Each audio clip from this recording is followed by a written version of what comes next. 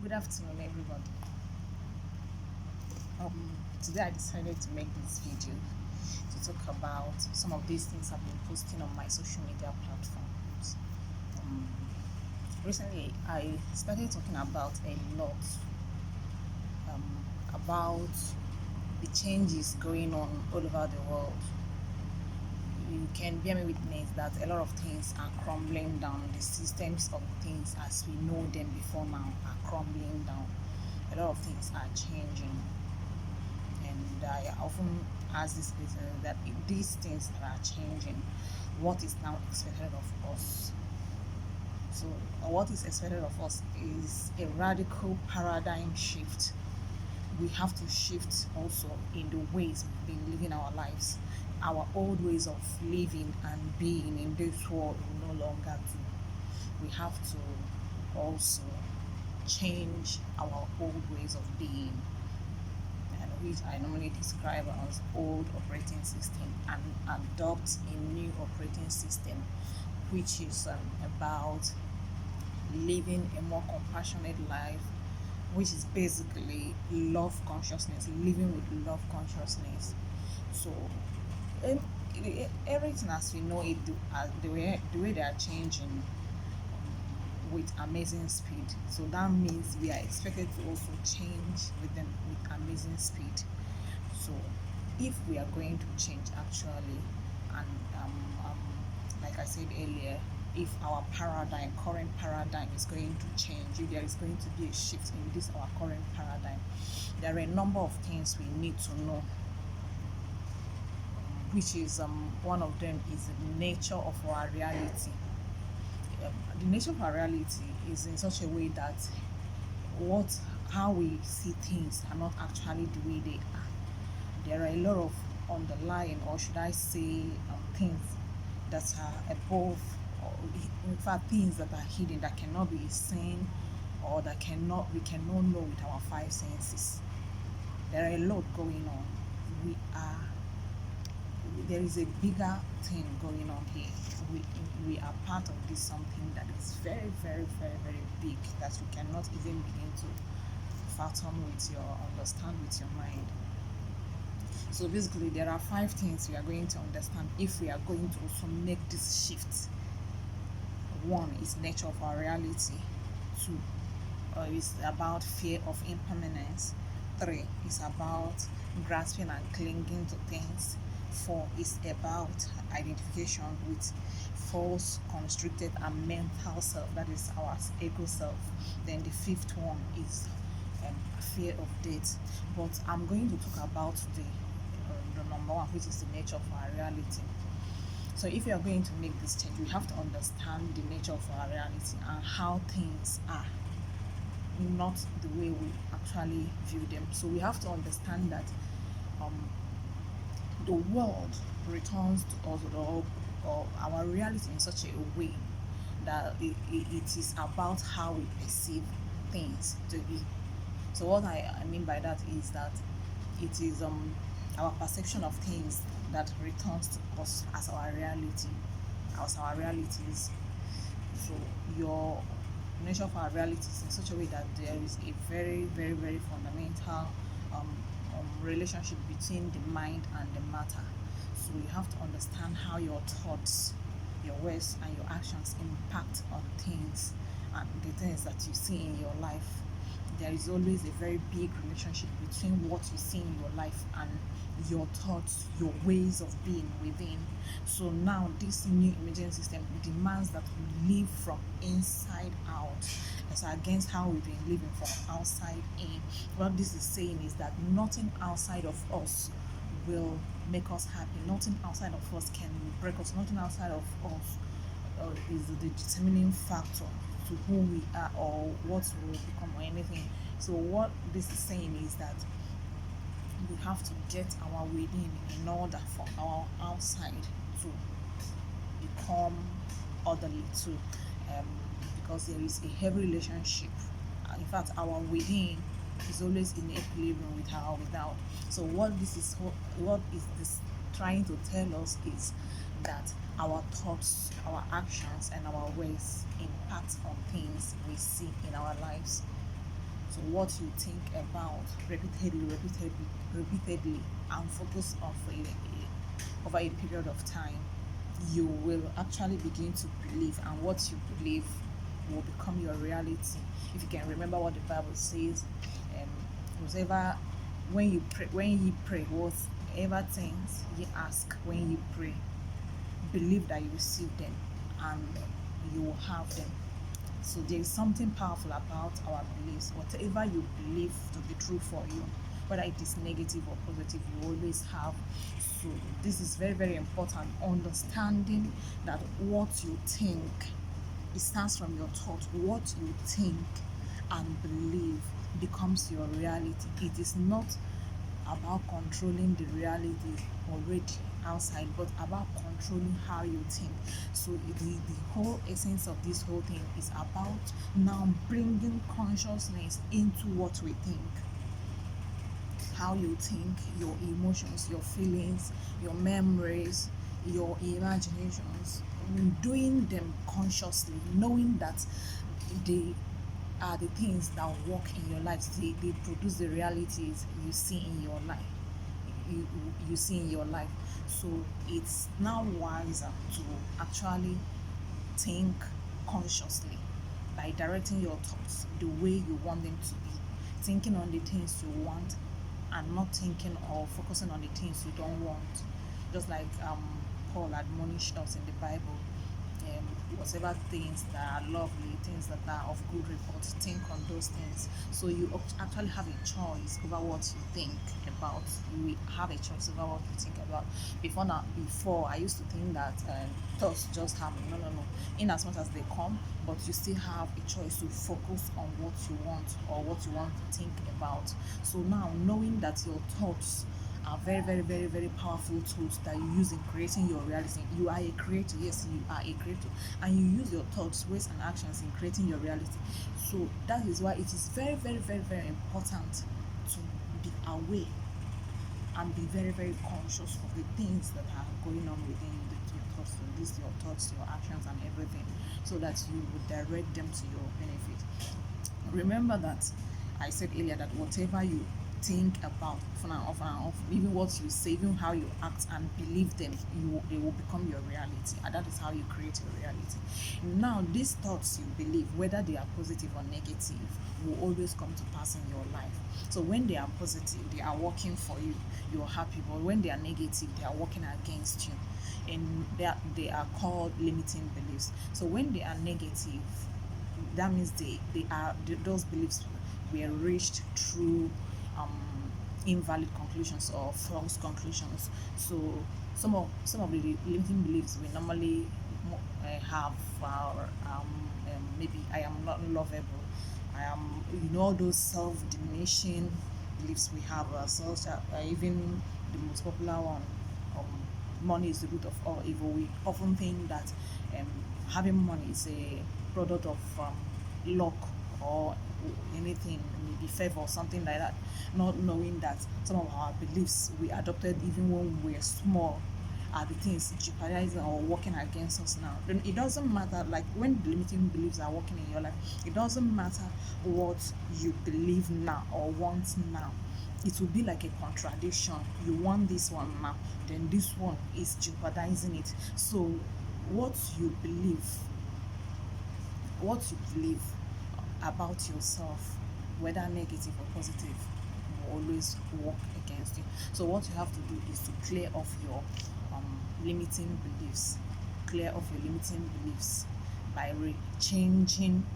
Now that you know better, you will tell yourself, now this is what I now believe about this thing now. And that is how you change it, and you begin to affirm it daily. So, but before I go forward, I also want to talk about our mind, the part our minds play in this whole thing.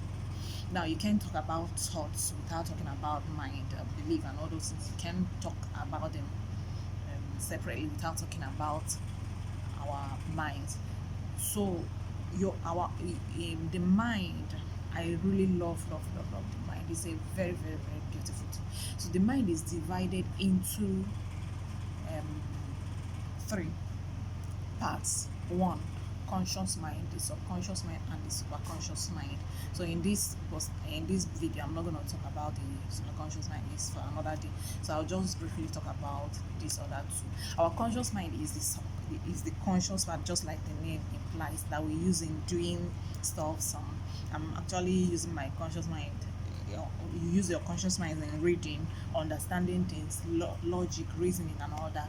Then your conscious mind, you use it for like 5% of the whole time, your waking hours. And then this subconscious mind is the barber of our lives. It is what runs our lives the 95% of the remaining times. So when you do something repeatedly, thoughts or actions or whatever it is, your subconscious mind is that part of you that takes over and begin to do it automatically from you. That is how habits are made permanent, or your belief. That is how it becomes permanent and begins to show up in your life. So whatever you think and focus on, you even attaching your emotions, your thoughts that you focus on and attach your emotions, your subconscious mind always takes over and begin to run it for you. So assuming, let me use driving of a car for instance. You're learning how to drive. As you're starting on, you are doing it consciously using your conscious mind. So as you keep repeating and keep driving repeatedly, a time comes when your subconscious mind takes over from you, that you can just be driving absent-mindedly and still be driving well and doing other things. You can be conversing with your friend in the car, or even checking your phone. You are still driving. It's your subconscious mind that takes over, and it becomes automatic. You can now do it automatically.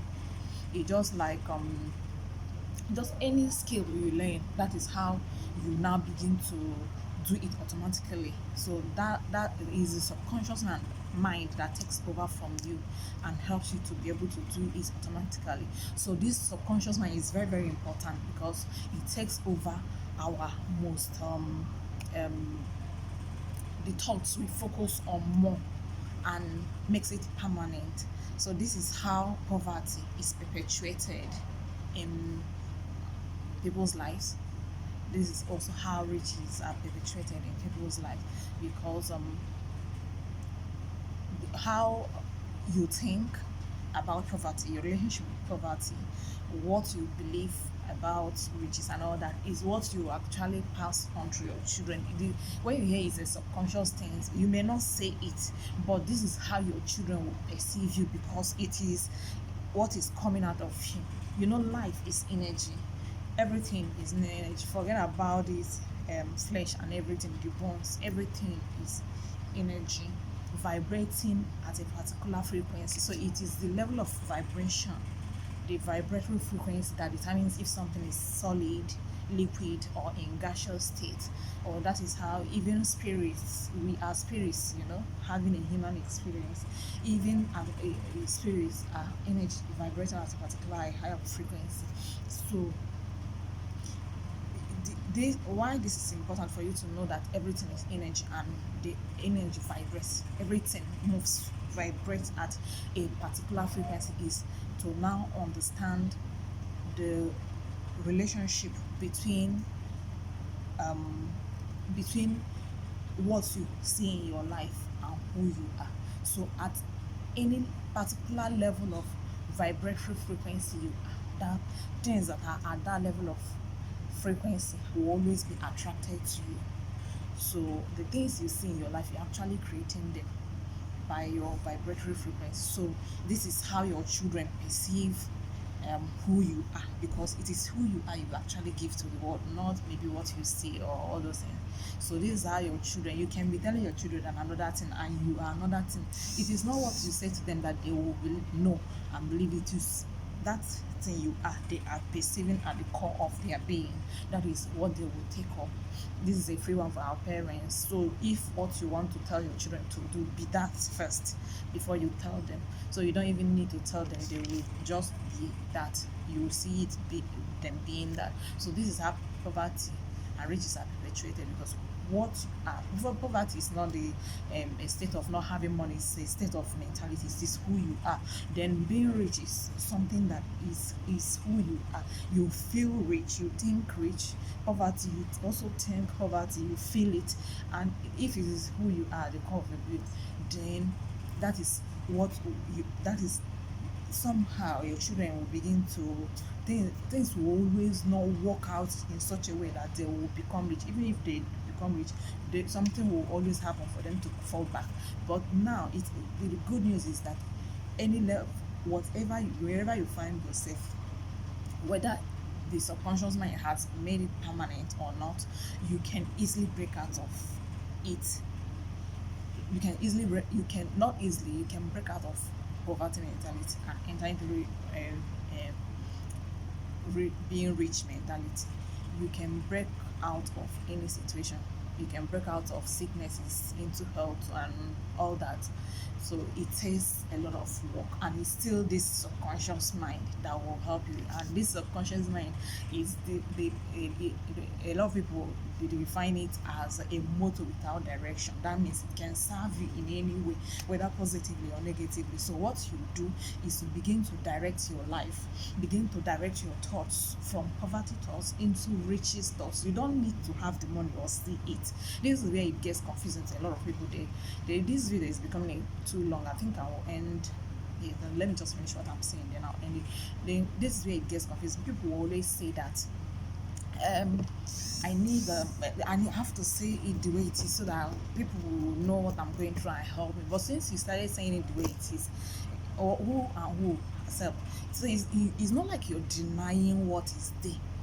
But you can remember what the Bible said, let the weak say I am strong. You are not denying the fact that at this point you're rich, but what you're gonna do is, because we live in a world of duality, poverty here, being rich here, they are both the same thing. They are on the same continuum, on the same straight line, on the same continuum. So they are both the same thing. So what you have to do is to take your thoughts from this point of poverty and place it on this point of riches. And being that you have wired yourself to think in a poverty way, your thoughts will always come back to this place that you used to, that it is now automatic for it, but you constantly use your willpower to keep it here. And as you continue keeping it here, it will employ these things they use in advertising, like what you constantly hear about 21 after 21 days will begin to sink in. So even after 3 months, 90 days, it will become part of you. So you employ that method and continuously think about it. Whenever it drifts back, you bring it back, it drifts back. It's a lot of work. It's very, very hard work, but you continue like that, before you know it, you will begin to stay here more, begin to stay here more. This is your subconscious mind becoming rewired, your brain and everything. There are a lot of things that to be talked about, but I am just trying to keep it short and simple. So as you continuing here, and that is the being rich part. This is how you rewire yourself. You begin to feel rich, feel blessed, and then because this is who you are now, life will begin to bring opportunities, circumstances that can help you change and recreate your life. I think I will stop here for today. Maybe in subsequent ones we'll continue and also talk about fear of impermanence and how it affects our lives. If we are going to make this shift into this way of living our lives, which is love consciousness. Thank you so much, and God bless you all.